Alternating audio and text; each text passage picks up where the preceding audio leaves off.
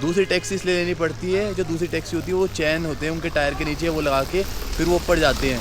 हमारी normal taxi भी ऊपर तक जा सकती है, पर रीज़न ये है कि अब मौसम काफ़ी ख़राब हो चुका है गुलमर्ग का, क्योंकि हाँ जी सर, आप ठीक हो? हाँ बढ़िया। कहाँ से सर? आप कहाँ से सर? आपका नाम क्या पहले बताइए? मेरा नाम आशिक है।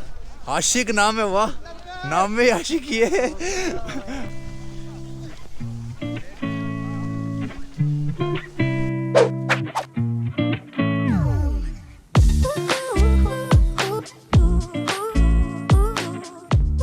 हाँ जी दोस्तों, तो हो रहा है सेकंड डे, होपफुली आप सब ठीक होंगे। तो आज का प्लान कुछ ऐसा है, हम जा रहे हैं गुलमर्ग, श्रीनगर की सबसे ठंडे इलाके में, जो कि अभी मुझे टेम्परेचर दिखा रहा है वहाँ का चल रहा है -7 और यहाँ पे हो रहा है अभी -4 श्रीनगर में। और ये आज डेट हो रही है 31, ठीक है। और हाँ, अगर आपको देखना है कि मैंने सिम कार्ड कैसे लिया, सिम कार्ड का क्या प्राइस होता है श्रीनगर में, तो आप मेरे पुराने वाले एपिसोड में जाके देख सकते हैं। एंड होटल ऑल्सो, जो ये मैंने पीछे होटल में रह रहा हूँ मैं गेस्ट हाउस में, इसका भी जो पुराना वाला एपिसोड है उसमें जाके आप देख सकते हैं। ऊपर आई बटन आ रहा होगा, क्लिक करेंगे तो आप मेरे पुराने वाले एपिसोड पर पहुँच जाएंगे। तो टैक्सी का वेट किया जा रहा है, तो आपको थोड़ा इन्फॉर्मेशन दे देता हूँ। अगर आप ठंडे इलाके में जा रहे चाहे गुलमर्ग, सोनमर्ग, पहलगाँव, तो फर्स्ट थिंग नॉर्मल कपड़े नहीं चलेंगे। पहली बात तो श्रीनगर में नॉर्मल कपड़े चलेंगे ही नहीं, आपको मतलब 3-4 लेयर के कपड़े पहनने पड़ेंगे। तो इसलिए प्रिपेयर होके आना, कपड़े लेके आना ज़्यादा से ज़्यादा। जैसे कि मैंने अभी भी 4 लेयर पहनी हुई है, और पतले पतले वाले लाना ज़्यादा बेटर है, क्योंकि जितने मोटे लाओगे ना तो आपके हाथ पैर नहीं चल पाएंगे। पतले हो पर गर्म हो, फुलन वाले हो, ठीक है। सॉक्स भी एक्स्ट्रा डाल के ले आओ। और हाँ, जो चीज़ अगर मतलब आप नहीं ला पा रहे, आपसे गलती हो गई नहीं ला पाए, तो कुछ नहीं होता, यहाँ पे रेंट पे मिल जाती है। जब भी आप जाओगे गुलमर्ग, सोनमर्ग, कहीं भी जाओगे ना, वहाँ रेंट पे अवेलेबल होते हैं शूज़ और कोट। जब अभी हम जाएंगे गुलमर्ग तो मैं आपको दिखा दूंगा और प्राइस भी बता दूंगा कितनी है। अभी करा जा रहा है टैक्सी का वेट, टैक्सी आएगी तो फिर हम चलेंगे। और मुझे कमेंट बॉक्स में बताइए कि मेरा आउटफिट कैसा लग रहा है। मैंने पहना हुआ है अभी लॉन्ग कोट और अंदर हुड और नीचे पहनी हुई जीन्स। तो कमेंट बॉक्स में बताइए कैसा लग रहा है और आप सब कैसे हैं। तो दोस्तों, टैक्सी में मैं आ चुका हूँ। Good morning uncle. Good morning. अच्छा, आज हम कहाँ पे जा रहे हैं? गुलमर्ग। गुलमर्ग कितनी दूर है यहाँ से? श्रीनगर से? श्रीनगर से है 65 किलोमीटर। कितने घंटे लग जाएंगे ओवरऑल? 1.5-2 घंटे। तो हमें 1.5-पौना घंटा लग जाएगा गुलमर्ग तक जाते हुए। और जो आगे का प्रोसीजर होएगा वो मैं आपको वहाँ जाके बताऊंगा, क्योंकि हमें ना चेंज भी करनी पड़ेगी टैक्सी मौसम की वजह से। तो सब कुछ मैं आपको आगे बताऊंगा। एंड सेकंड थिंग, अगर आप पूछना चाहो कि मतलब श्रीनगर से हमें गुलमर्ग जाना है प्राइवेट टैक्सी से, तो उसके क्या प्राइस रहते हैं। देखिए, यहाँ पे ना टैक्सी आपको पूरे दिन के लिए मिलती है और एक ही प्राइस रहता है टैक्सी का, ठीक है। वो आपको नीचे मेंशन हो जाएगा। फिर आप कहीं भी जाओ घूमने, चाहे गुलमर्ग जाओ, सोनमर्ग जाओ, या आपको एयरपोर्ट जाना है या श्रीनगर ही लोकल घूमना है, प्राइस एक ही रहता है। टैक्सी आपके पास ही रहेगी पूरे दिन, या आपको जहाँ आप बोलोगे वहीं घुमाएंगे। तो अब चलते हैं हम गुलमर्ग और आगे का आपको दिखाता रहता हूँ। बाहर इतना सुंदर मौसम हो रहा है, देखिए।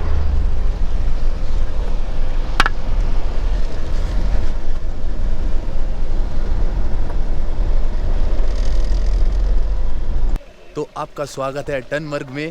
देखिए, टनमर्ग में ही पूरा अभी स्नोफॉल हो चुका है और अच्छा खासा वाइट हुआ पड़ा है। और मतलब स्नोफॉल भी मतलब गंदा वाला नहीं है, साफ़ सुथरा वाला है, क्योंकि रात को यहाँ पे रोज़ स्नोफॉल हो रहा है। बल्कि रात को क्या देख पा रहे हो तो आप। तो यहाँ से अब हम जाएंगे गुलमर्ग, उसके लिए हमने दूसरी टैक्सी ली है। प्राइस आ रहेंगे नीचे। दूसरी टैक्सी इसलिए लेनी पड़ती है, जो दूसरी टैक्सी होती है वो चैन होते हैं उनके टायर के नीचे, वो लगा के फिर वो ऊपर जाते हैं। हमारी नॉर्मल टैक्सी भी ऊपर तक जा सकती है, पर रीज़न ये है कि अब मौसम काफ़ी ख़राब हो चुका है गुलमर्ग का, क्योंकि भैया दिसंबर चल रहा है, 31 चल रहा है। इस टाइम कभी भी बर्फ़ हो जाती है, तो इसलिए वहाँ पे कैपेबल होती है जो यहाँ के लोकल ड्राइवर होते हैं ना, उनकी कार ज़्यादा कैपेबल होती है। और यहाँ से टनमर्ग से गुलमर्ग है 16 किलोमीटर, मतलब कि 40 मिनट का रास्ता है। अगर ट्रैफिक जैम वगैरह होएगा तो आपको 1 घंटा 20 मिनट या 1.5 घंटा भी लग सकता है। और हाँ हाँ गाड़ी ऐसा जल्दी। हाँ, और जो गाड़ी जो है, जो भैया है ना, वो अभी मुझे बता रहे थे कि ना इसलिए जाम ज़्यादा लग जाता है, क्योंकि गाड़ियाँ जो होती है ना वो बहुत आहिस्ता आहिस्ता चलती है, क्योंकि ये पूरा स्लिपरी एरिया है, देख पा रहे हो तो आप। अभी ये क्लियर कर दिया है, बट ऊपर जाके वापस स्नोफॉल हो गई तो बार बार क्लियर करने में भी टाइम लग जाता है। और कपड़े और शूज़ की जो स्टोरी है वो मैं बताता हूँ आपको ऊपर जाके, जो हम रेंट पे लेंगे, चलिए आइए अब कार में बैठते हैं और चलते हैं गुलमर्ग। और अब मैं बैठ चुका हूँ टैक्सी में। ये जो भाई है ये हमारे गाइड हैं, ये हमें ऊपर जाके गुलमर्ग में घुमाएंगे। बोल दीजिए हेलो।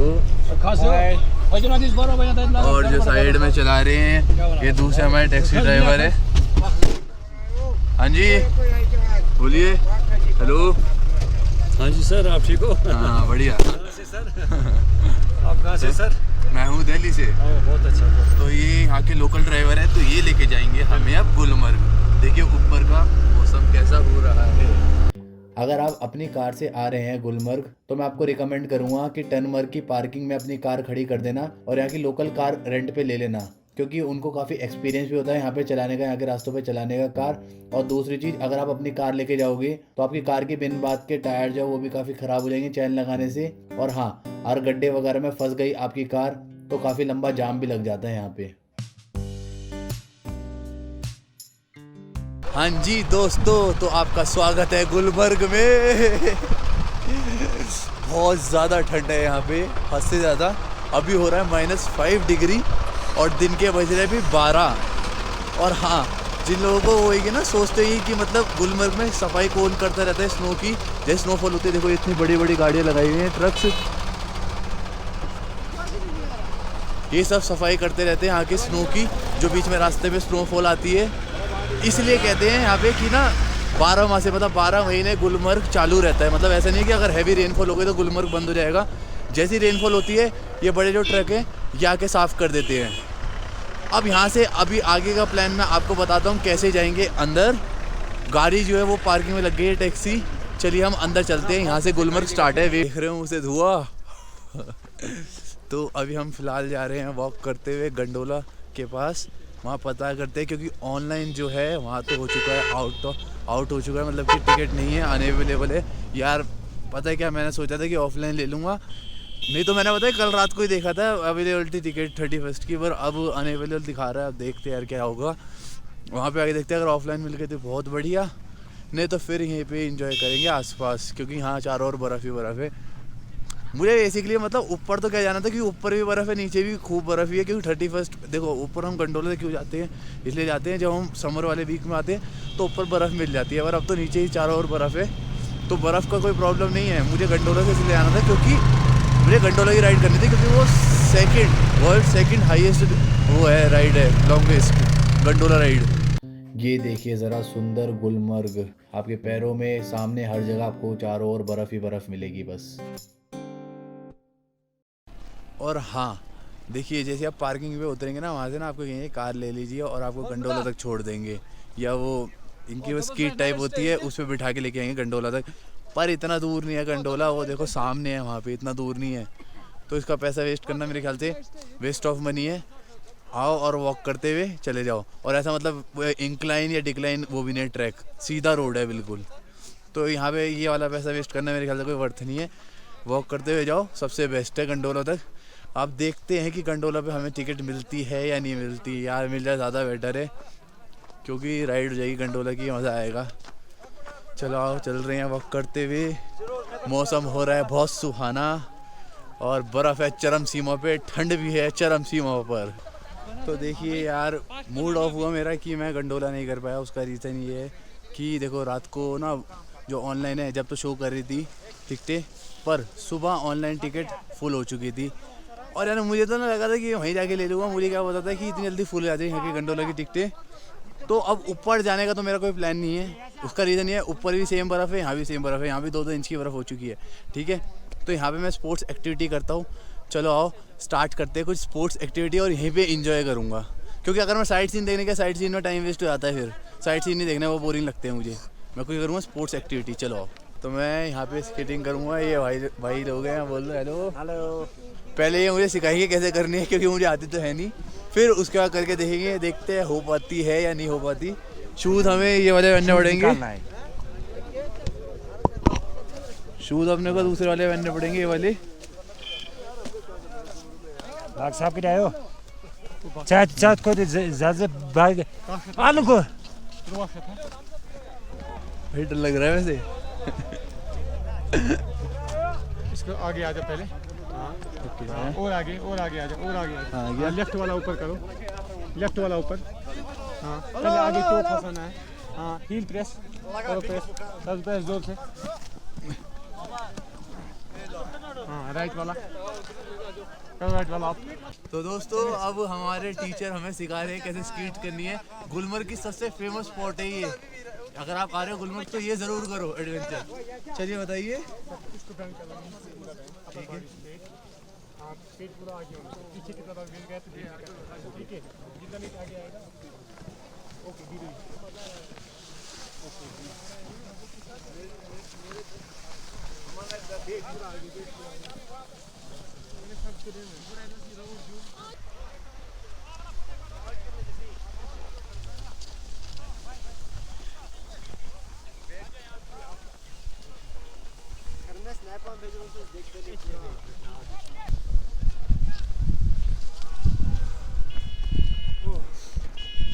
और ये आप देख रहे हो गोल्फ कोर्स गुलमर्ग एशिया का सबसे बड़ा गोल्फ कोर्स है ये।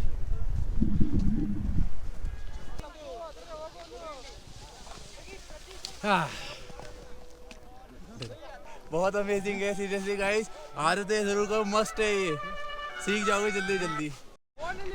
ओके जी, बहुत अच्छी मुझे टीचिंग करी।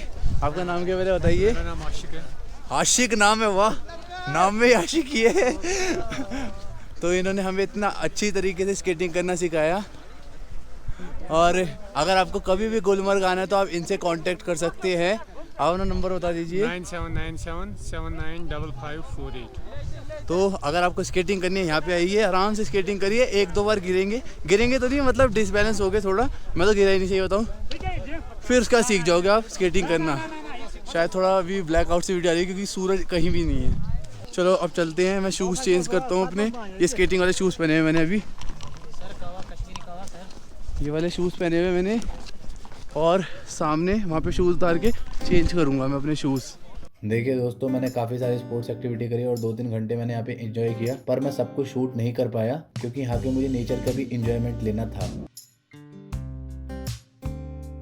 तो गुलमर्ग में काफ़ी ज़्यादा मज़ा आया और बस खाली एक ही डिसअपॉइंट रहेगी कि वो रोपवे नहीं कर पाया, बट फन एक्टिविटीज़ काफ़ी सारी करी मैंने, मज़ा आ गया फन एक्टिविटीज़ में।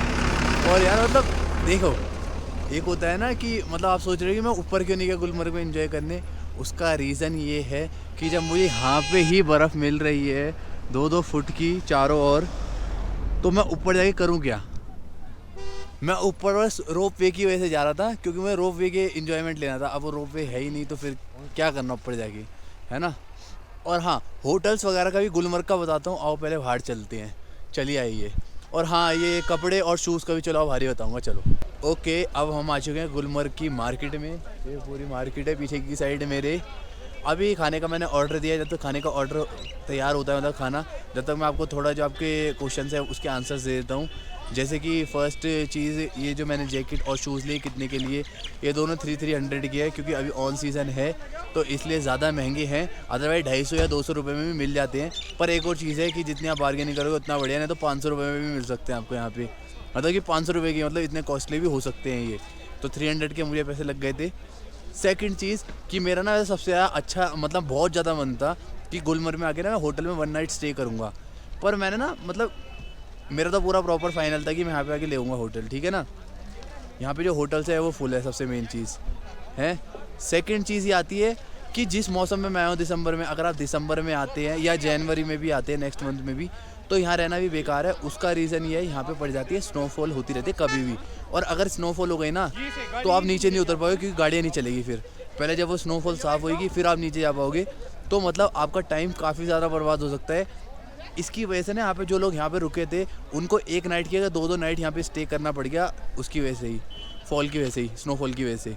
तो इसलिए अब आपके ऊपर है, अगर आपको यहाँ पे स्टे करना सही है, नहीं तो आप श्रीनगर में भी स्टे कर सकते हैं क्योंकि अब इस टाइम तो ये वाला मौसम हो गया, श्रीनगर में भी स्नोफॉल शुरू हो चुकी है। तो आपकी मर्ज़ी है जहाँ आपको स्टे करना हो। तो अब वहाँ पे पीछे जाके बैठता हूँ और फिर आपको दिखाता हूँ खाना, और मेन्यू कार्ड भी दिखा दूँ यहाँ पे रेट कैसे होते हैं खाने के ऊपर आके। चलिए, तो अभी सबसे पहले जो चीज़ आई है वो आई है बटर मैगी, ये खाई जा रही है। मैंने ऑर्डर पता है क्या क्या किया है। एक तो मैंने किया आलू पकोड़े, देन मैंने कॉफ़ी, मम्मी पापा ले रहे चाय और बटर मैगी। अगर पहाड़ों में आए हो तो मैगी नहीं खाई तो क्या नहीं खाया ऐसे सब बोलते हैं तो मैंने भी ले ली इसलिए मैगी। चलो खाता हूँ मैं बटर मैगी और बाद में मैं आपको सारे खाने का रिव्यू दे दूँगा कैसा लगा मुझे गुलमर्ग में खाना।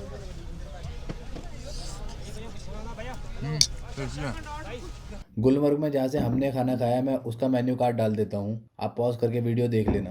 ये कश्मीर की ना हरी चटनी है पर ये इसमें हरा रंग बिल्कुल भी नहीं है। खा के देखता हूँ कैसी है पापा? है स्पाइसी है या मीठी है? लाल मिर्च की बनी हुई है, मतलब ऐसे लग रहे है मोमोज चटनी। अब हमें चाय कैसे लग रही है? चाय बहुत बढ़िया। तो खाना मैंने खा लिया और खाना काफ़ी ज़्यादा टेस्टी था। प्राइस वगैरह मैंने सब कुछ डाल दिए थे और क्या क्या खाया मैंने वो भी मैंने आपको दिखा दिया।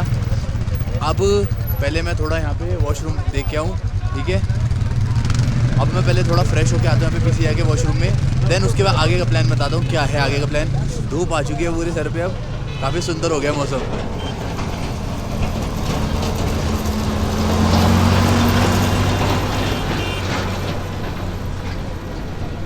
अब मैं जो आपको दिखाने जा रहा हूँ ये है फ्रोज़न फॉल। इसकी खासियत ये है कि ये ना मतलब जमी हुई है और उसमें से भी पानी बह रहा है। और यहाँ पे आने के लिए आपको पहले नीचे टनमर्ग तक आना पड़ेगा, टनमर्ग से फिर आपको अलग से लेनी पड़ेगी कैब या टैक्सी। वो सब कुछ मैं आपको तसल्ली से बता दूंगा। पहले आप देखिए सामने फ्रोज़न फॉल। ये देखो, अगर आप देख पा रहे हो तो देखो ये पूरा फ्रोज हुआ पड़ा है और यहाँ पे देखो चट्टानें कितनी ज़्यादा फ्रीज है।